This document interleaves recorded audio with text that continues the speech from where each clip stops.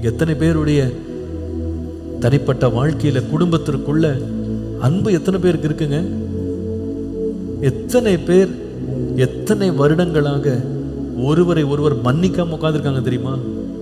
எத்தனை வருஷ பகை, எத்தனை வருடம் விரோதங்கள், கசப்புகள் அப்படி நிறைஞ்சிருக்காங்க. நேரம் கிடைச்சா போதும் பாம்ப மாதிரி சீறிடுவாங்க டக்குன்னு எழுப்பி. அதை அழிக்கிறதுல, இன்னொருத்தரை காயப்படுத்துறதுல, இன்னொருத்தரை குற்றம் சுமத்துறதுல, இன்னொருத்தரை நியாயம் தீர்க்கிறதுல எப்படி வேகமா இருக்கிறாங்க.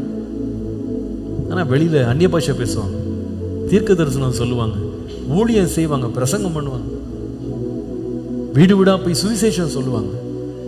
உள்ள எவ்வளவு வன்மம், எவ்வளவு மன்னிக்காத காரியங்கள், அந்த அன்பற்ற செய்கைகள் எவ்வளவு இருக்கு.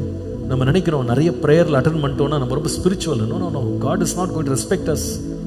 அவர் சொல்ல, நீ என்ன வேணா அந்நிய பாஷை பேசிட்டு போ, தீர்க்க தரிசனம் சொல்லிட்டு போ. ஒருவேளை நீ மலைகளையே பேர்க்கத்தக்க விசுவாசம் கூட உனக்கு இருக்கலாம். வேணுமானா நீ அன்னதானம் பண்ணிடலாம், காசை வேணா எடுத்து வாரி கொடுத்துடலாம் இல்லையா?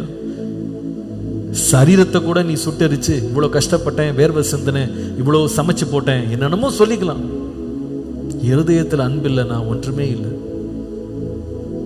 அந்த ஆழமான ஒரு அன்பை என் உள்ளத்துல தாரும். நம்ம ஜெபம் பண்றது, எனக்கு அது வேணும், இது வேணும், வேலை வேணும், வீடு வேணும், வசதி வேணும், கல்யாணம் ஆகணும், பிள்ளை பிறக்கணும், இந்த மாதிரி எண்ணங்கள்ல தான் நம்ம நிறைய பேர்ல வர்றோம்.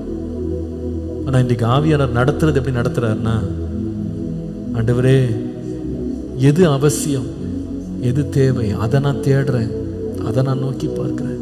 என் இருதயம் ஏதாவது ஒரு கசப்பினால், கசப்பின் வேர் எனக்குள்ள அன்பற்றவனா நான் போயிருப்பேன். ஆனா இன்றைக்கு என்னை நீர் மாற்றுங்க ஆண்டவரே.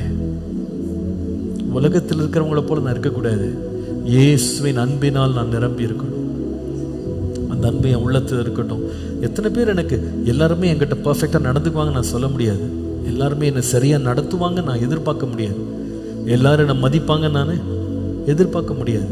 எல்லாருமே என்னை புரிந்து கொள்வாங்க நான் எதிர்பார்க்க முடியாது.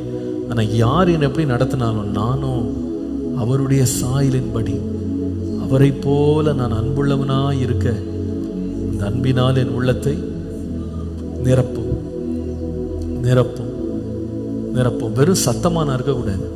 ஒன்றுமில்லை என்று சொல்ற ஒரு வாழ்க்கை, வெறுமை எனக்குள்ள இருக்கக்கூடாது. எனக்கு ஒரு பிரயோஜனம் இல்லை அப்படின்ற ஒரு ஸ்பிரிச்சுவல் லைஃப் எனக்கு இருக்கக்கூடாது. ஆண்டவரே, பிரயோஜனமுள்ள ஒரு வாழ்க்கை, நிறைவான ஒரு வாழ்க்கை, உண்மையாகவே கர்த்தரால் பாராட்டப்படுகிற ஒரு வாழ்க்கையாக என் வாழ்க்கை இருக்கும்படி அந்த தேவனுடைய தூய அன்பினால் என்னை நிரப்பும் அப்பா என்று நாம் ஜெபிக்க வேண்டியது அவசியம்.